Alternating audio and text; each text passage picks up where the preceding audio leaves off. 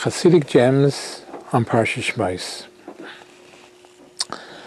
It says in the Torah that Moshe Rabbeinu went out into the world.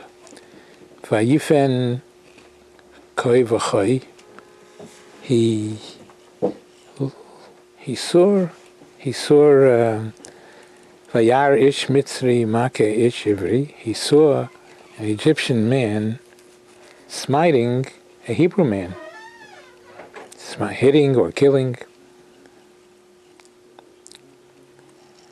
Vayifen choy v'choy. He looked here and there. Choy v'choy means here and there. Vayar ki ein ish.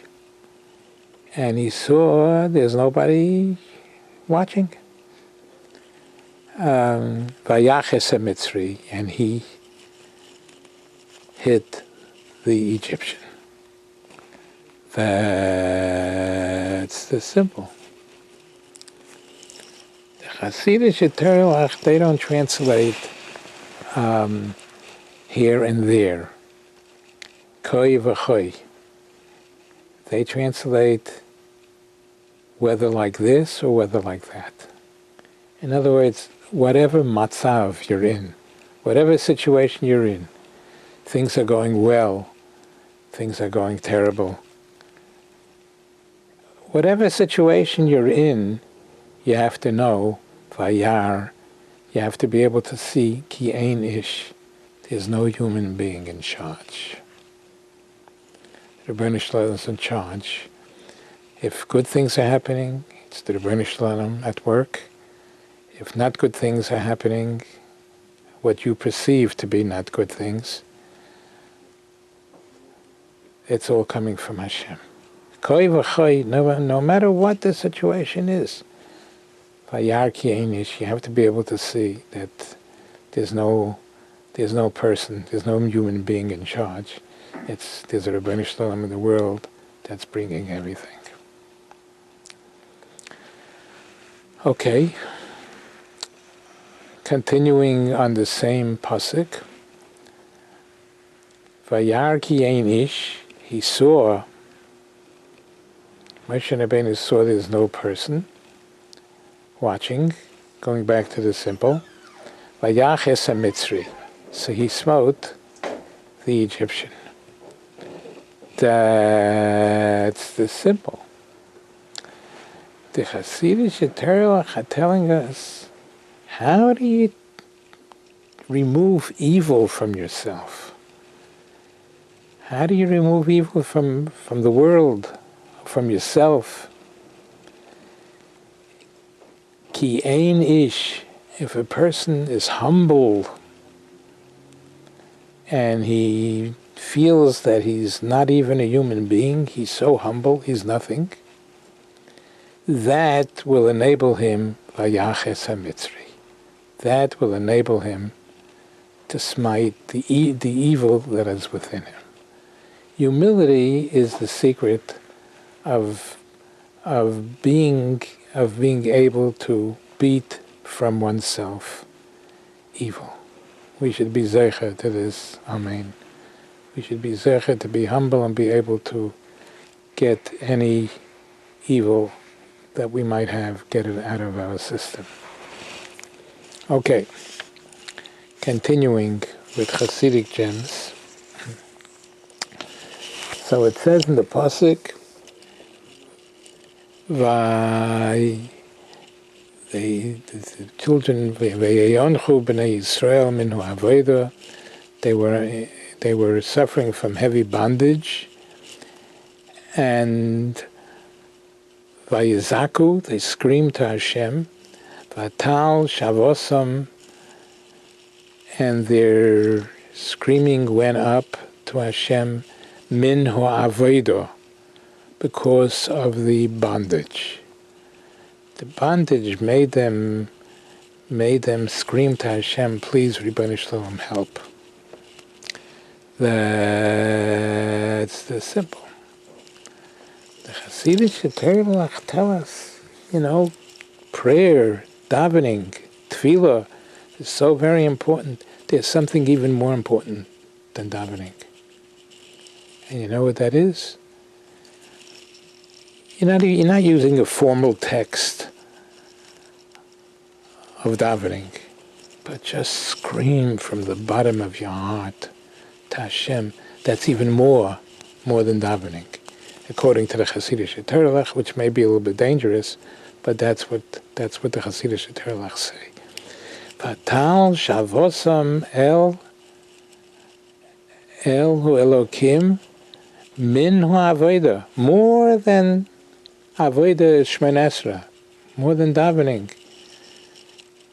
Their screaming from the bottom of their hearts went up to Hashem more than avoda, more than the formal davening. We should be zeicha that the Rebbeinu Shalom should listen to our prayers. Okay, one or two more. So it says Moshe Rabbeinu came across this thorn bush that was burning with fire. Hasneh boyer bo'esh. He saw the thorn bush burning with fire. V'hasneh einenu ukol, and the thorn bush was not being consumed. That's the symbol. The Chassidic Terlech is saying like this: the thorn bush, sometimes a person thinks he's really doing so well. He's really doing so well. He's mamish enthused with Torah, with Yiddishkeit, and in reality, he still has bad midos. He still has bad midos, and that's what the pasuk is saying. That there's a person, because it says the thorn bush was burning with fire. There are people that are very enthused about Yiddishkeit, and they want to do everything right. Boyer ba'esh, he's burning with fire. He's enthused. He wants to do more and more.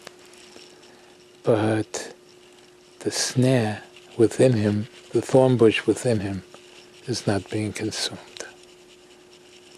In other words, a person could be so enthused, I want to do everything right, and really, he has within him a snare, a thorn bush. It's still in there.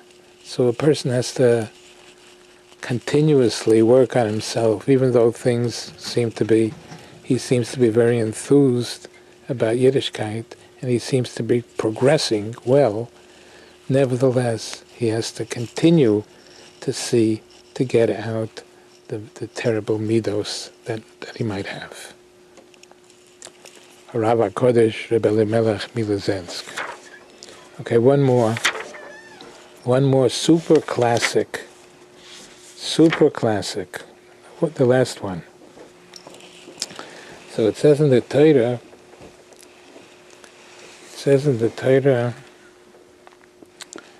That Parai's opinion is that they're just lazy. They don't want to do any work. And that's why they're thinking about going out and offering karbanos to Hashem. And it's all laziness. That's what Parai was saying. So Parai said, I'm going to make it even more difficult. Lo sifun lo teven la'am. Don't give them the bricks anymore, the straw. Don't give them the straw anymore to make bricks. Let them go. V'kosher shulahem teven. Let them go and gather straw for themselves. But the same amount that they had to produce for me, the same amount of bricks that they had to produce for me, when I gave them the straw, they have to go find it themselves and produce the same amount. That was Parai. That's the simple. And the Chassidic question is, why didn't Parai just double the amount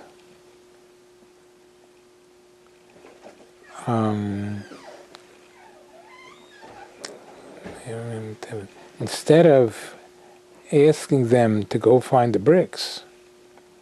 He should have said, listen to me, the same work that you had to do when I gave you the bricks, that's what I want you to do even when you have to find the bricks. Why didn't he just double the work? Why didn't he just say,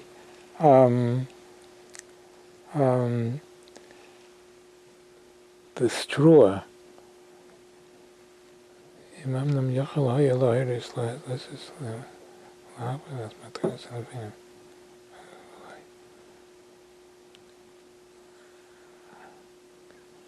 and why, could you, okay, why did Paro say to them, I'm not giving you straw anymore, and you have to go find the straw and produce the same amount that you always produced? Why couldn't he just say, I'll give you straw and double the amount that they had to bring in, that the bricks that they had to bring in? Right? Why did he say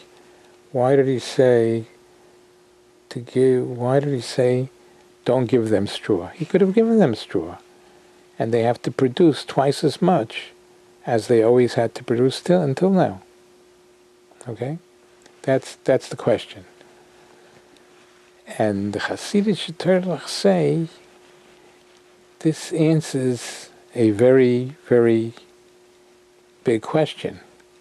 Which is worse, working hard or being under stress? Which is worse?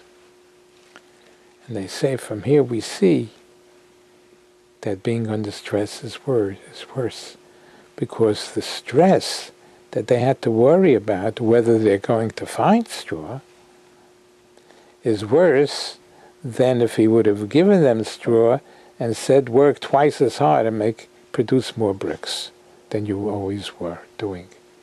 The stress of whether they're going to find straw or not to make the bricks makes their work extremely hard, more hard than if he would just tell them to bring in twice as much bricks as they were used to. Okay, so anyway, we see from here that stress is a lot worse than hard work. Okay, that's it.